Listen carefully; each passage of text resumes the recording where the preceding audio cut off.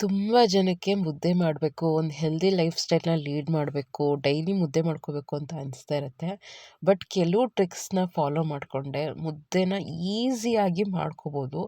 ಈ 2 ಟ್ರಿಕ್ಸ್‌ನ ನಾನು ಮುಂದೆ ಹೇಳ್ಕೊಡ್ತೀನಿ. ಅದನ್ನು ಫಾಲೋ ಮಾಡಿ ಸಾಫ್ಟ್ ಪ್ಲಸ್ ಒಂದು ಗಂಟಿಲ್ದಿರೋನ ಮುದ್ದೆನ ಯಾವ ರೀತಿ ಮಾಡ್ಕೊಳ್ಳೋದು ಅಂತ ಹೇಳ್ಕೊಡ್ತೀನಿ.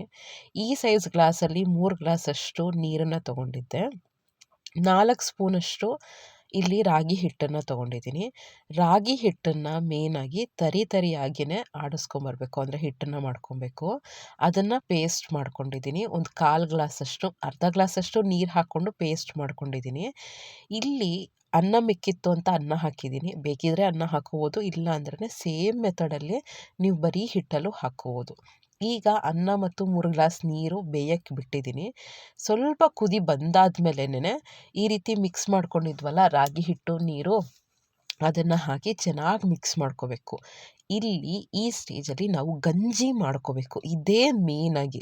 ನಾವು ಯಾವಾಗ ಗಂಜಿ ಮಾಡ್ಕೋತೀವೋ 1 ಗಂಟು ಆಗೋ ಚಾನ್ಸಸ್ ಇರಲ್ಲ. ಡೈರೆಕ್ಟಾಗಿ ನೀರಿಗೇ ನಾವು ಹಿಟ್ಟು ಹಾಕಿದ್ರೆ ಗಂಟು ಆಗಲ್ಲ, ಬಟ್ ತುಂಬ ಮಿಕ್ಸ್ ಮಾಡ್ಕೋಬೇಕಾಗುತ್ತೆ, ಕಷ್ಟ ಆಗುತ್ತೆ. ಈಸಿಯಾಗಿ ಆಗಬೇಕು ಅಂದರೆ ಫಸ್ಟ್ ಗಂಜಿ ಮಾಡ್ಕೊಳ್ಳಿ.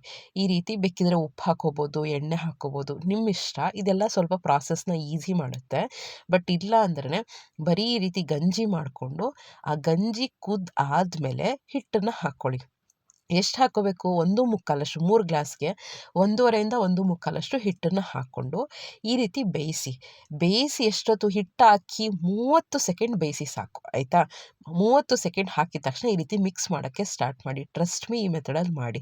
ಈ ರೀತಿ ಮಿಕ್ಸ್ ಮಾಡ್ತಾ ನಿಮಗೆ ಗೊತ್ತಾಗುತ್ತೆ ನೀರು ಜಾಸ್ತಿ ಆಗಿದೆಯಾ, ಹಿಟ್ಟು ಜಾಸ್ತಿ ಆಗಿದೆಯಾ ಅಂತ. ಹಿಟ್ಟು ಜಾಸ್ತಿ ಆಗಿದೆ ಅಂದರೆ ಪಕ್ಕದಲ್ಲೇ ಸ್ವಲ್ಪ ಬಿಸಿನೀರನ್ನ ಇಟ್ಕೊಳ್ಳಿ, ಆಯಿತಾ? ಕುದೀತಾ ಇರುವಂಥ ಬಿಸಿನೀರನ್ನ ಹಾಕಿ. ಇಲ್ಲ ನೀರು ಜಾಸ್ತಿ ಆಯಿತು ಅಂದರೆ ಸ್ವಲ್ಪ ಹಿಟ್ಟನ್ನು ಹಾಕಿ ಮಿಕ್ಸ್ ಮಾಡ್ಕೊಳ್ಳಿ.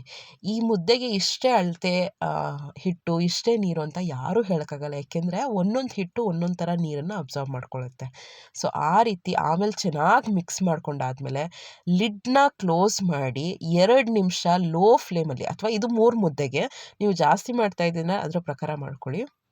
2ರಿಂದ 3 ನಿಮಿಷ ಲೋ ಫ್ಲೇಮಲ್ಲಿ, ಮತ್ತು ಇನ್ನೂ 3 ನಿಮಿಷ ಫ್ಲೇಮ್ನ ಆಫ್ ಮಾಡಿನೂ ಲಿಡ್ನ ಓಪನ್ ಮಾಡಬಾರ್ದು. ಅದು ಇಂಪಾರ್ಟೆಂಟ್. 6 ಮಿನಿಟ್ಸು ಲಿಡ್ನ ಕ್ಲೋಸ್ ಮಾಡಿ ಬೇಯಿಸ್ಕೋಬೇಕು. 3 ನಿಮಿಷ ಫ್ಲೇಮ್ ಆನ್ ಇರಬೇಕು, 3 ನಿಮಿಷ ಆಫ್ ಇರಬೇಕು. ಆದಮೇಲೂ ಕೂಡ ಚೆನ್ನಾಗಿ ಮಿಕ್ಸ್ ಮಾಡಿಕೊಂಡು ಸ್ವಲ್ಪ ತುಪ್ಪ ಹಾಕ್ಕೊಂಡು ಈ ರೀತಿ ಕಟ್ಕೊಂಡ್ರೆ ಸೂಪರಾಗಿರೋಂಥ ಸಾಫ್ಟು ಮತ್ತು ಈಸಿ ಮೆಥಡಲ್ಲಿ ಮುದ್ದೆನ ಮಾಡ್ಕೋಬೋದು.